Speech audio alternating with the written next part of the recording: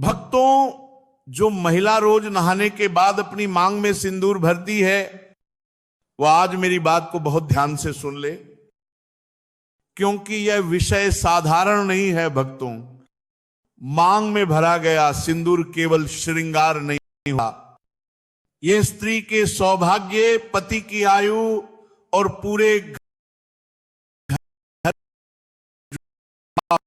भक्तों, हिंदू धर्म में सिंदूर को मंगल का प्रतीक माना गया है।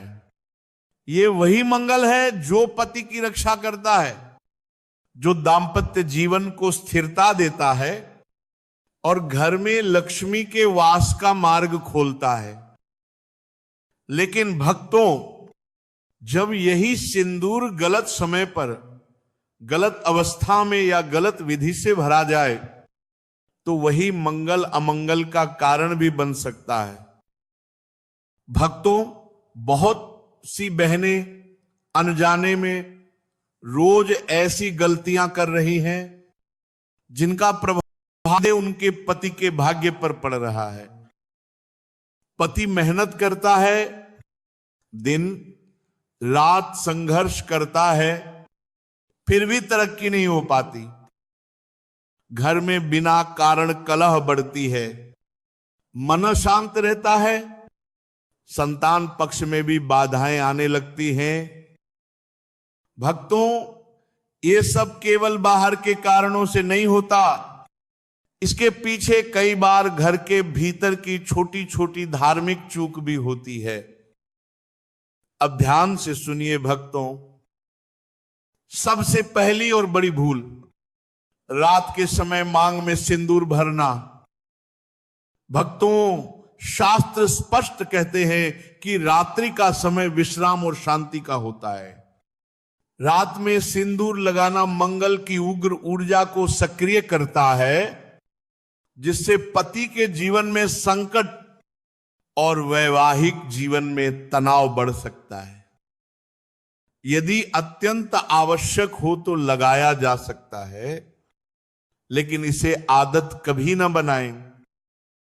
दूसरी बात भक्तों, शव यात्रा, श्मशान या मृत्यु वाले स्थान पर जाते समय सिंदूर न लगाएं।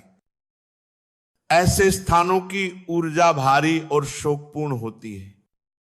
वहां नया सिंदूर लगाकर जाना स्त्री के सौभाग्य पर विपरीत प्रभाव डाल सकता है।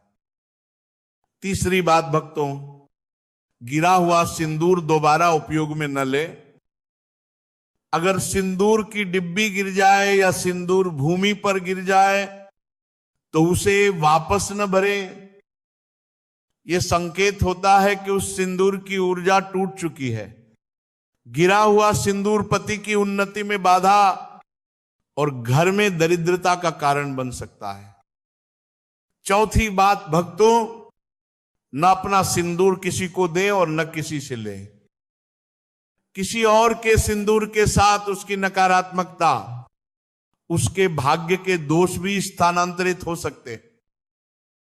सिंदूर व्यक्तिगत साधना है, इसे साझा नहीं किया जाता। अब बहुत महत्वपूर्ण बात भक्तों, आजकल कई बहनें केवल दिखावे के लिए रेडीमेड रंग वाला सिंदूर लगाती हैं। भक्तों, ये बहुत बड़ी भूल है।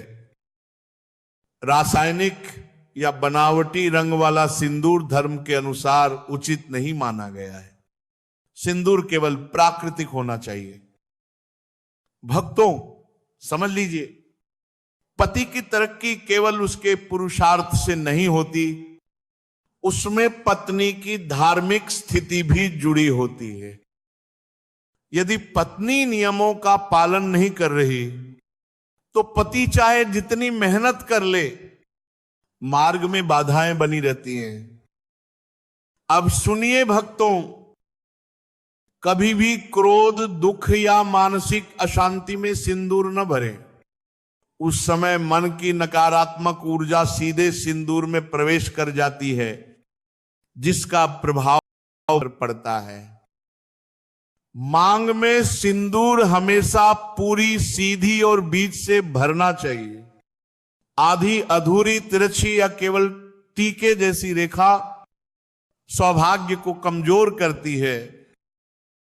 बिना स्नान किए कभी सिंदूर न भरे, गीले बालों में भी सिंदूर न लगाए। गीले बालों में लगाया गया सिंदूर पति के स्वास्थ्य पर विपरीत प्रभाव डालता है। मासिक धर्म के समय सिंदूर न लगाना ही शास्त्र सम्मत है। यह ऊर्जा संतुलन का नियम है, इसे समझना चाहिए। भक्तों, एक अत्यंत शुभ उपाय सुनिए।